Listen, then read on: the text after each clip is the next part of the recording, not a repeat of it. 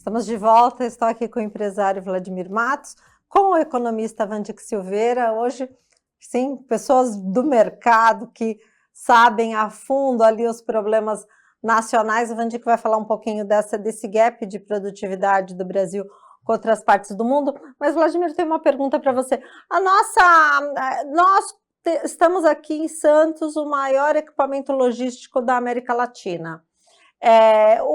Falando em produtividade, nós somos produtivos quando a gente compara. O operador aqui, o operador é mundial, você falou isso na introdução, o operador é mundial, ele vai fazer um investimento em Roterdã, em Xangai, em Nova York, ele vai escolher o porto porque é o mesmo cara. O que fará com que esse cara invista aqui no Porto de Santos e não na Holanda, na China, na Espanha, nos Estados Unidos? Olha, o Brasil ele oferece uma série de oportunidades, né? O Brasil ainda tem muito a crescer, muito a crescer. O grande problema que eu vejo no Brasil é esse assistencialismo. Ele é altamente prejudicial ao desenvolvimento do país. Ao mesmo tempo que você provém o básico para determinada família, nós não oferecemos para essas pessoas uma porta de saída. Então, para ele, se ele passar o resto da vida vivendo de um Bolsa Família, ele vai estar muito bem, obrigado. E se ele tem 5, 6 filhos, melhor ainda, né? Então, o Brasil é um país que precisa fazer algumas correções de rumo para se tornar, de fato, competitivo. Você mencionou sobre educação, e isso é fato. A mão de obra do Brasil ela é escassa, né? Você tem falta de engenheiros, você tem falta de médicos, você tem falta de advogados, você tem de especialistas, você tem falta de tudo, né? Olha, só para falar do famoso chão de fábrica, né? A minha esposa tem uma loja. Eu recebo centenas de currículos, ela recebe centenas de currículos em que essas pessoas não têm a mínima qualificação para serem vendedoras de balcão, né? Porque abandonaram a escola no ensino fundamental, não complementaram o ensino básico. E quando você compara, por exemplo, isso serve como para a gente pensar, quando você compara a mão de obra na China, né? Aquelas pessoas, aí tem também a automação que chegou lá, é impressionante. Eu lembro que nos anos 90 eu estive no sul da China, ainda se fazia sapato. A China se tornou uma potência na produção de sapatos. Sim. Você visita esses mesmos lugares hoje, você só vê produção de equipamentos tecnológicos. Hoje, essas coisas baratas não se faz mais na China, se faz, mas o principal mercado produtor não é mais a China, ele está no high-end, ele quer computadores, chips, né?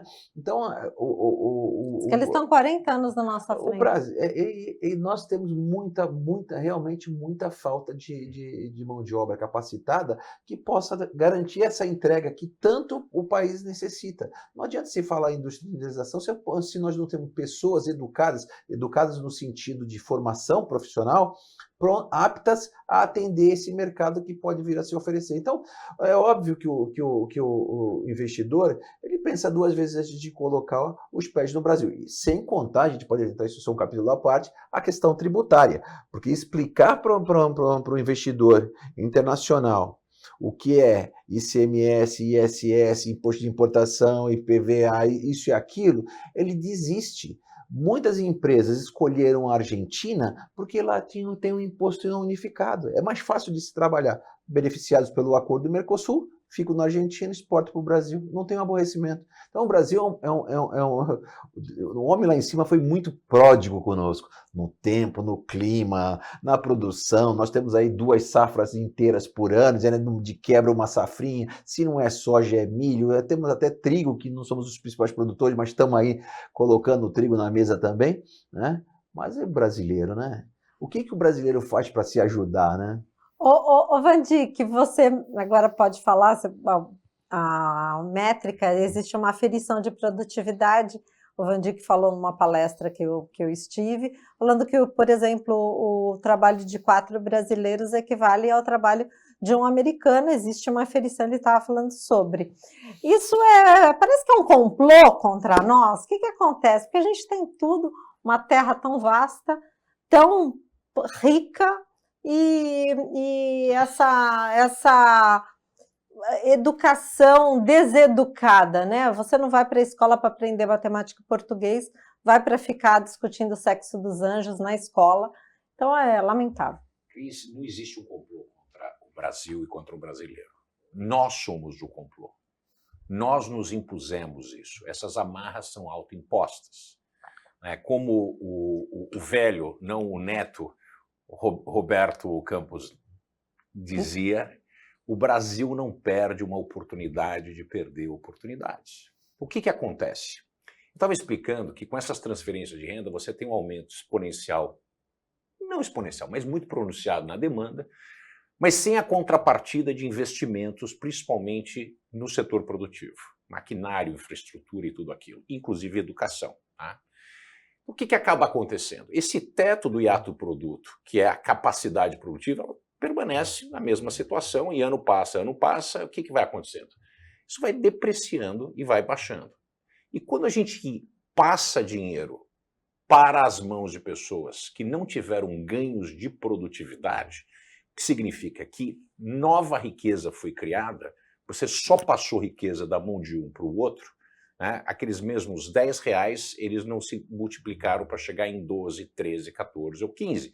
Eram R$10 mais que passou de mão, e aqueles R$10, ao passar de mão, para você conseguir dar R$1 para uma pessoa, você precisa tirar mais do que R$1 dele, porque tem toda a máquina que precisa ser alimentada.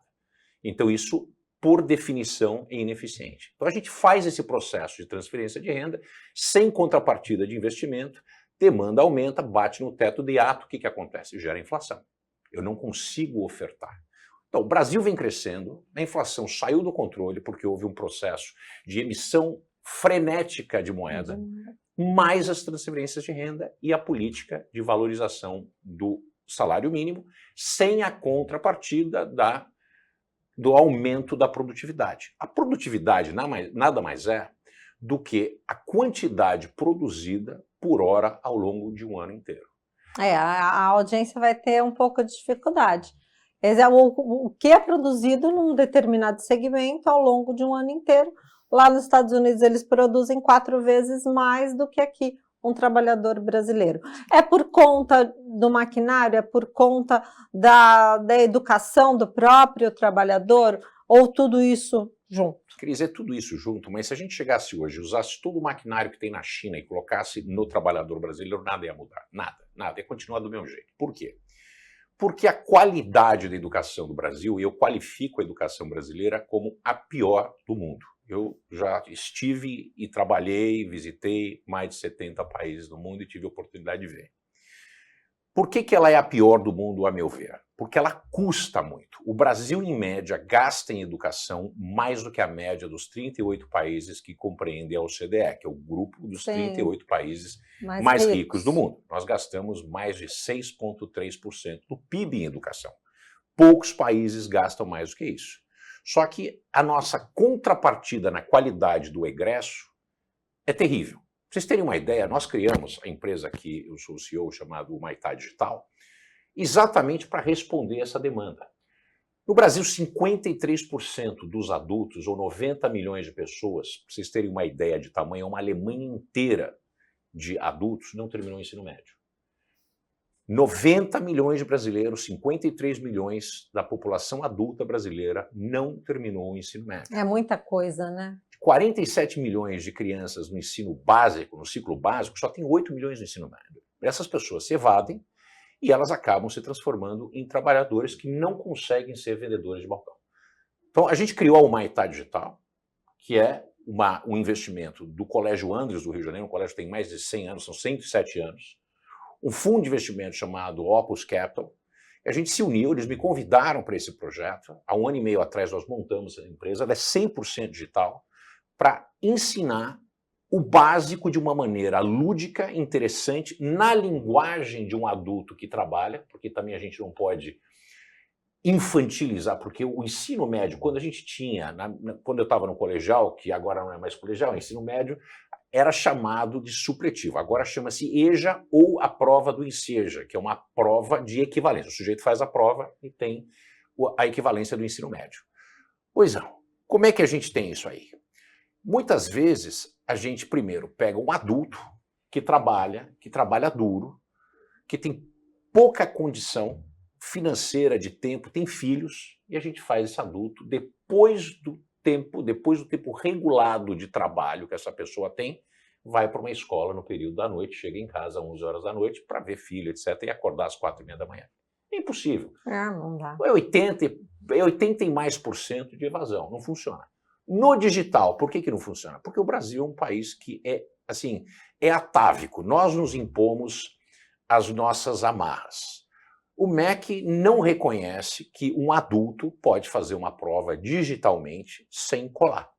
E também se colar, eu não estou preocupado, porque a vida penaliza. Sim. Né? E existe uma mentalidade que está presa no século XX, talvez no século XIX, de que, eu vou dizer até por mim, né? Eu tenho certeza que você, Cris e Vladimir, vocês nunca colaram na escola quando era a prova presencial. Vocês só colaram quando a prova era digital, não é verdade? Eu nunca colei na minha vida quando a prova era... Eu só deixava assim um lembrete na mão. Assim. Era um lembrete. Quer dizer, então a gente criou a empresa para trabalhar com as maiores empresas empregadoras brasileiras, a gente não vende diretamente, para resolver esse problema. Né? Eu vivi 27 anos fora do Brasil, e eu voltei 4 vezes. Todos os meus amigos falam, pô, você é louco de voltar. Eu sou um daqueles caras que acredita, você sabia disso? Eu acredito. Eu falo mal. Eu não moraria em lugar nenhum do mundo. Eu bato pesado, mas eu digo o seguinte, não tem como não dar certo. Tem que haver uma maneira. Apesar do governo... Pô, você, Vladimir, é uma exaltação do apesar do governo. O sucesso que você teve não foi porque o governo criou um ambiente de negócios propícios para você poder brilhar. Você brilhou por brios próprios e você poderia ser muito mais, muito maior se tivesse um ambiente conduzente a atividades que você faz. Sem dúvida. Maior costa do mundo. Quantos portos tem no Brasil? Os grandes diria para você que são 16, 17 portos no máximo. Mas não tem, te oferece todas as oportunidades, né? O Brasil, novamente, não fosse os gargalos logísticos, né? Isso aqui seria nível de primeiro mundo, e nós continuamos atrasados na área logística no Brasil, né?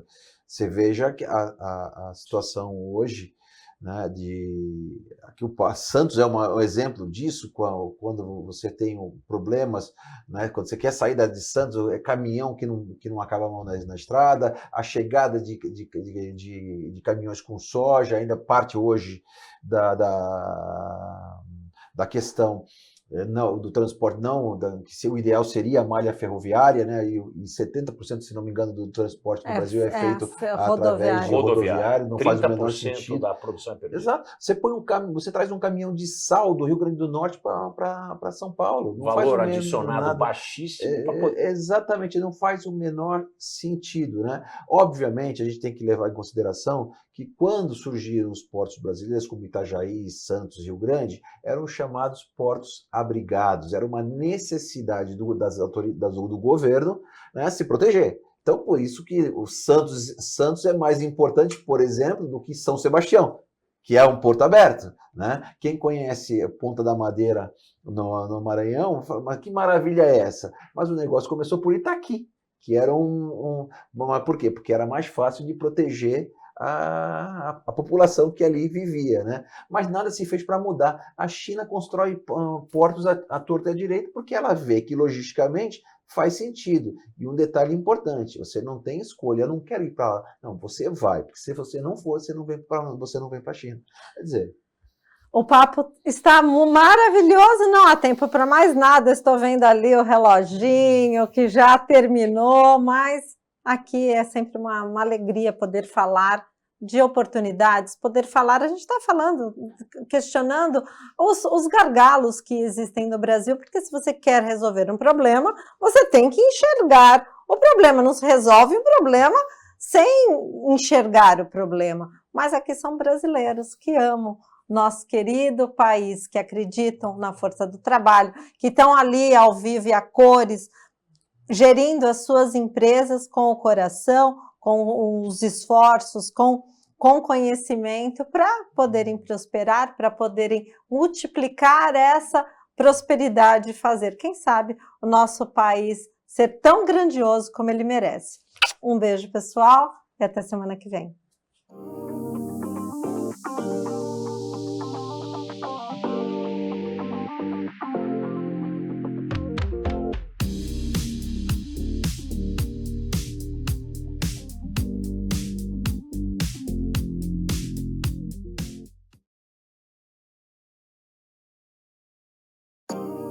Programa No Salto. Oferecimento Acta Motors.